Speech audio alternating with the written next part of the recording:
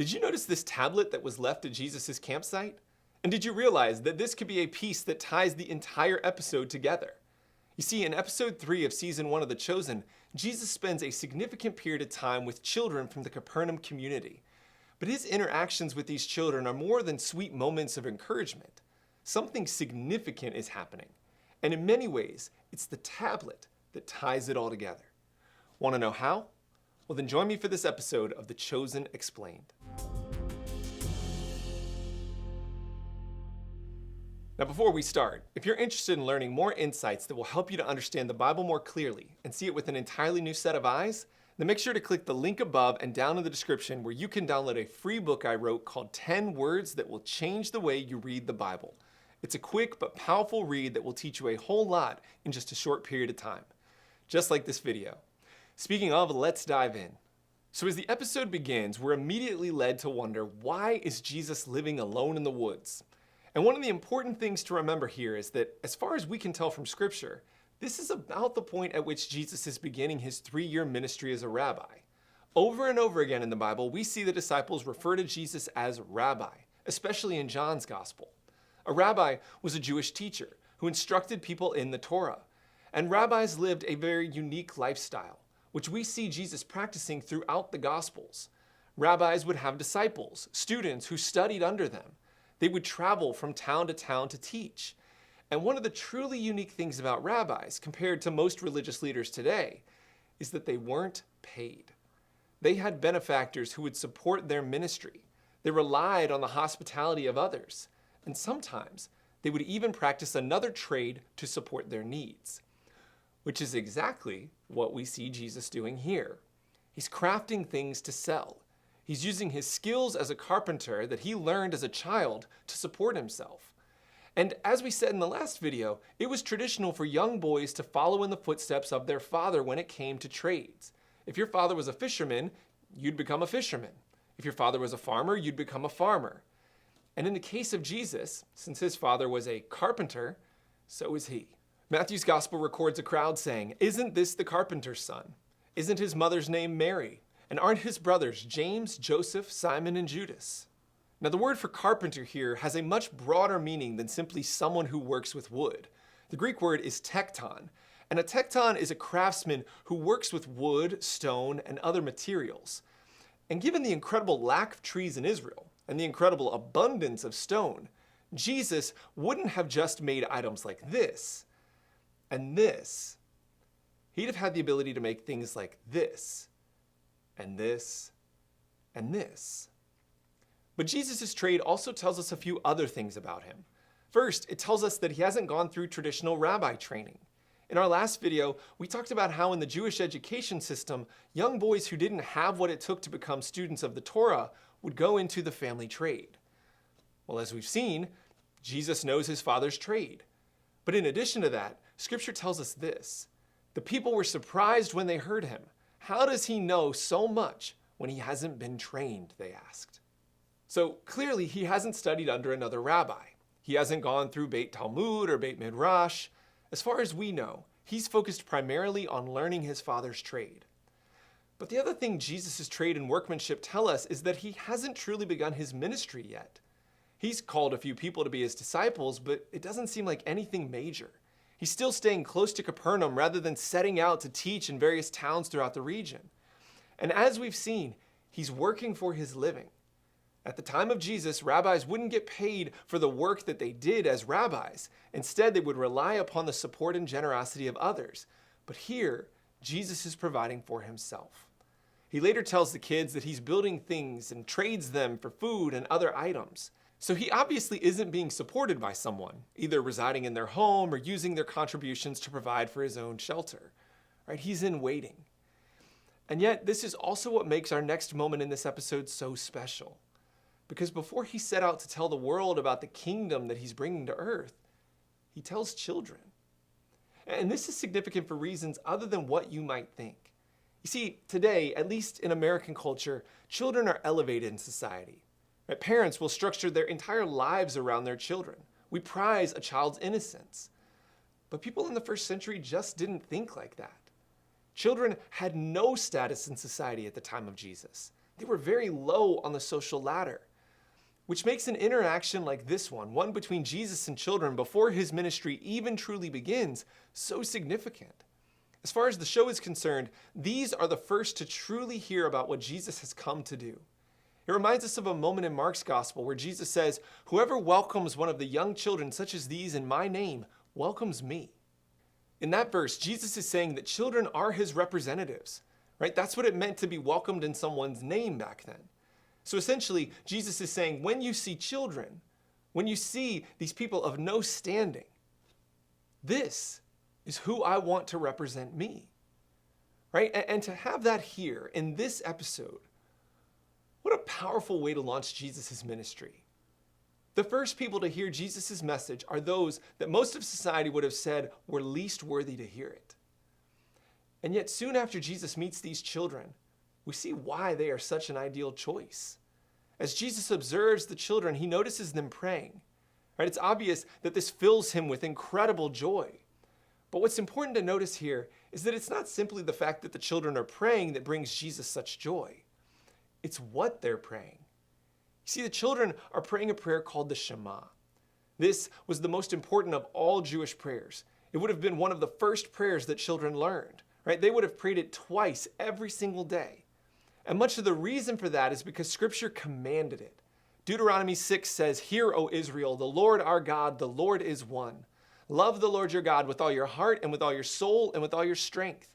These commandments that I give you today are to be on your hearts. Impress them on your children. Talk about them when you sit at home and when you walk along the road, when you lie down and when you get up. Tie them as symbols on your hands and bind them on your foreheads. Write them on the door frames of your houses and on your gates." Now, the reason this prayer was called the Shema is because of that very first word that begins the prayer, Shema, right? Shema means to hear, but it also has a deeper meaning. It means to obey. These were instructions that reminded God's people every day of who God was calling them to be, and what God was calling them to do.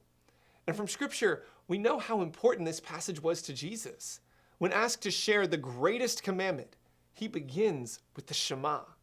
Love the Lord your God with all your heart, soul, and strength. But to truly understand the importance of the Shema, we have to understand what it truly means. Because it's not a command to just really, really love God. It's deeper than that. You see, when the Shema says to love the Lord your God, the word translated love is the Hebrew word ahava. But ahava doesn't mean love as we tend to think of it, right? Because you see, in Hebrew, love is not a feeling, it's an action. It's what you do. Similarly, when it says to love God with all your heart, the word for heart is the Hebrew word levav. But again, heart doesn't mean what we think it does. Because in Hebrew, the heart was not the seat of your emotions. It was the source of your mind and thoughts. It impacted how you saw the world. And the word for soul, nefesh, wasn't talking about a spirit that lives inside of you. In Hebrew, your soul represented your entire life, every aspect of who you were. And your ma'od, the word that we see translated strength, it literally meant all of your very. You might say all of your oomph. In other words, it meant every ounce of energy you've got. So when these children are praying the Shema out loud, this is what they're committing to. They're promising to love God with their actions, to do so with every thought that crosses their mind, every facet of their lives, and with every ounce of energy they've got. I mean, no wonder this brings such a smile to Jesus' face. No wonder Jesus reveals his mission to them first. Who better to use to build the foundation of his kingdom? In fact, it's in our next scene that we begin to get a glimpse of what that kingdom is going to look like, of what Jesus will do as the Messiah, and also of what he won't do. You see, at one point, one of the kids mentions a rabbinic prophecy proclaiming that the Messiah would be a king and overthrow Rome. And this is a commonly held belief at the time of Jesus, and something that people had been waiting for.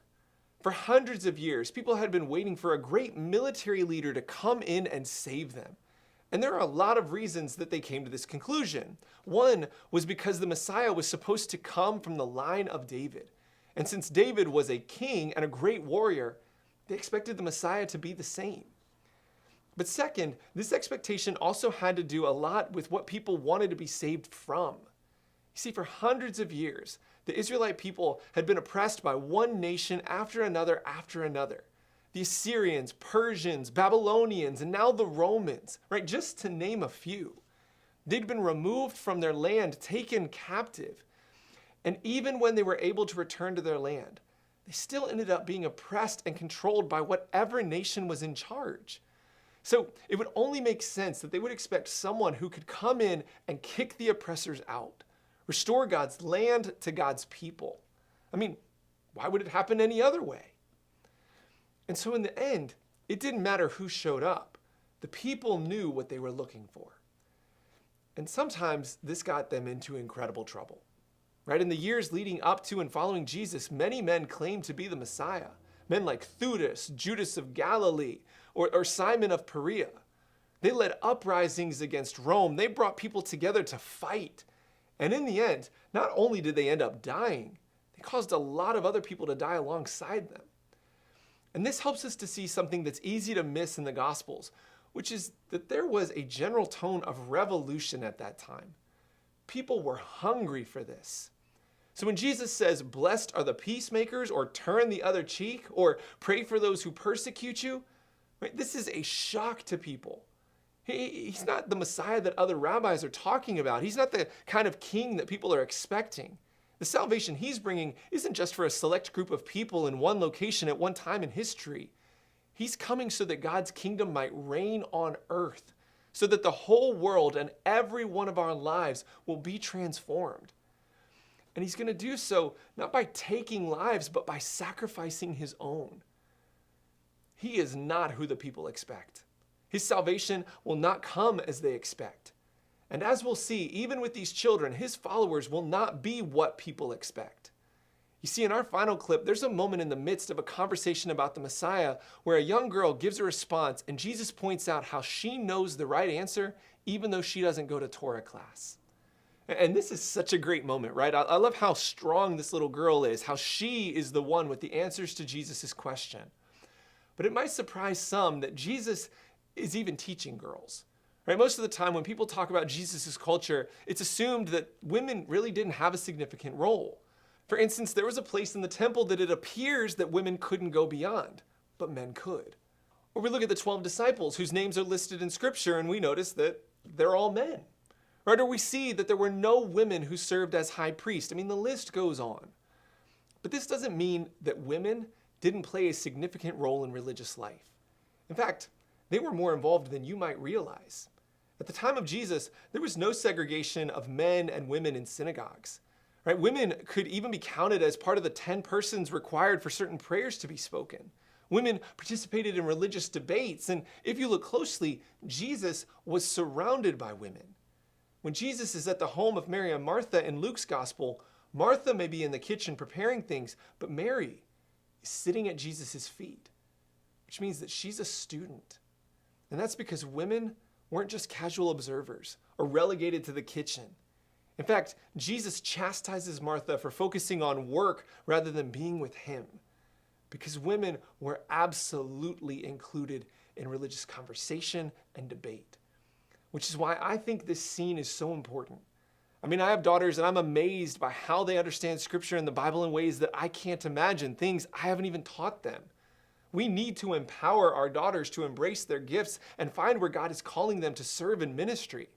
Some of the most influential people in my spiritual life have been women. Yours too, I bet.